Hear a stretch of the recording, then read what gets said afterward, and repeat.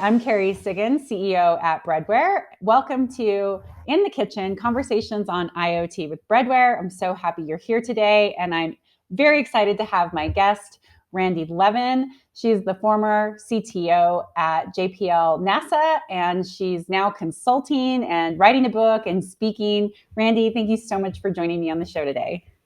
Thank you, Kerry, for having me. I'm very excited to be here. Wonderful. All right, let's talk about IoT at JPL NASA. I know that will give a different perspective than the IoT product devices that we often talk about on this show. So, can you give us an overview of what some of the IoT initiatives you've undertaken? Well, Kerry, there were several. First of all, JPL is a campus. So when you have any of these campuses, you embark upon smart campus type implementations, whether they're IoT devices monitoring, electricity or, those kind of things, cameras all over the campus, those kind of IoT devices. To me, the interesting things that we were doing was really around our clean rooms, which I thought was fascinating because when you're building a spacecraft, you have to be, when you're assembling it, you're in a clean room and you're monitoring every aspect of what you're putting out in space because you can't put out something in space that's contaminated in any way, shape, or form. So we put in IoT devices in there to start managing and monitoring environmental, things in the clean rooms. And that was fine when we were on campus and we weren't in a pandemic. And as everybody knows, everybody had to pivot during the pandemic and work from home. And so then it became, what do we do with all of this now that most of the people could not be in the clean room at the same time when they were assembling a spacecraft? And we were under a huge amount of pressure, certainly when March 2020 came about, because we were going to be launching the Perseverance rover, about 9 months later. So it was really, really very difficult. So we started playing around with different technology. We all had Zoom and WebEx like everybody else does, and most of the engineers were at home. So what we started to do was to figure out how do we integrate all of the cameras in the clean room into the video conferencing. And then in addition, we took the engineering applications that they needed to, for the spacecraft or the various components and integrated that almost into a cockpit, if I want to call it that, so that, and the engineers that were remote could actually manage the cameras. So to make it as effective as possible without, you actually physically being in there. And I'd have to say it was easy. It wasn't, and there's never anything easy with technology, but we got it to the point where people could work effectively from home. So it was great. That's wonderful. And did you do this with all off-the-shelf componentry, or were you having to do some custom board design or firmware design to be able to get what you needed? No, we did it with all off the shelf, obviously secure, so we wouldn't Mhm. have any cybersecurity issues, but off the shelf technology and integrated it together. Well, the last thing that we were working on is we had created an application with HoloLens to, when you were in the clean room, to visualize what the entire spacecraft looked like in 3D, even though you've only assembled, say, a small portion of it. That you couldn't do remotely. So the last piece that we were working on is, can we integrate that technology into this whole cockpit so that the engineers at home could do the same envisioning? And unfortunately, I left before we were able to do that. But, it was really under this guise of how effectively can you work from home? And these IoT devices are terrific. Yeah, absolutely.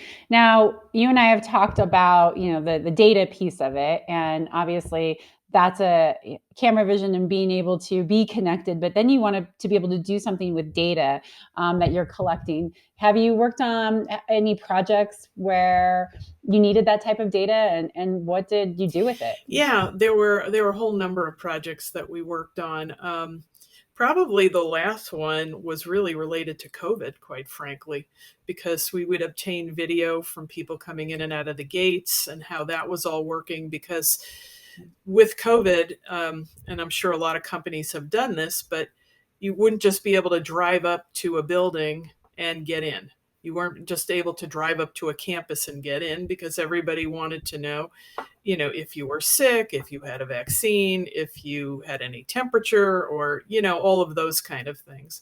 And so we were noticing that sometimes we would get really backed up at the gate, to let people in who've already cleared all of those hurdles and were proved to get on. So we took video and we were actually trying to figure out from there, how could we actually facilitate this in a better way. And so maybe it doesn't sound like the most exciting use of IoT, but the data itself was very relevant in terms of trying to help us with our traffic jams.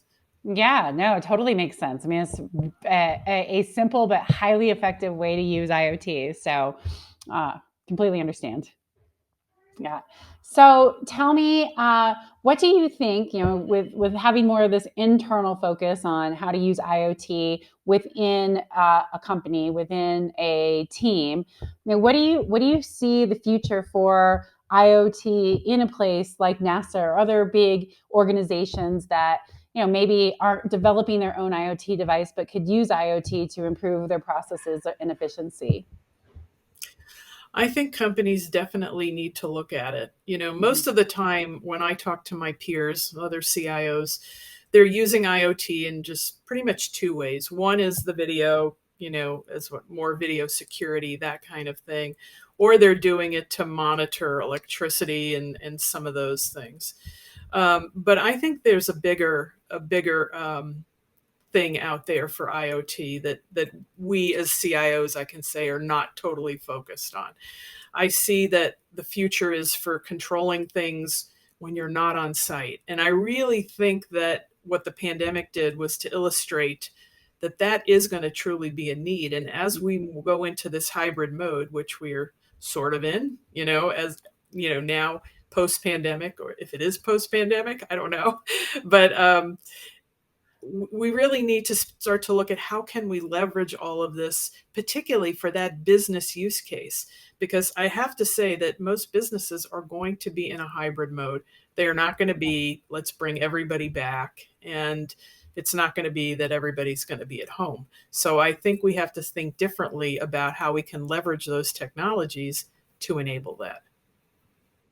And so, what advice would you give to your fellow CIOs about embracing what IoT can do, and how can they, I don't know, bring this into their overall strategic plan, company strategic plan?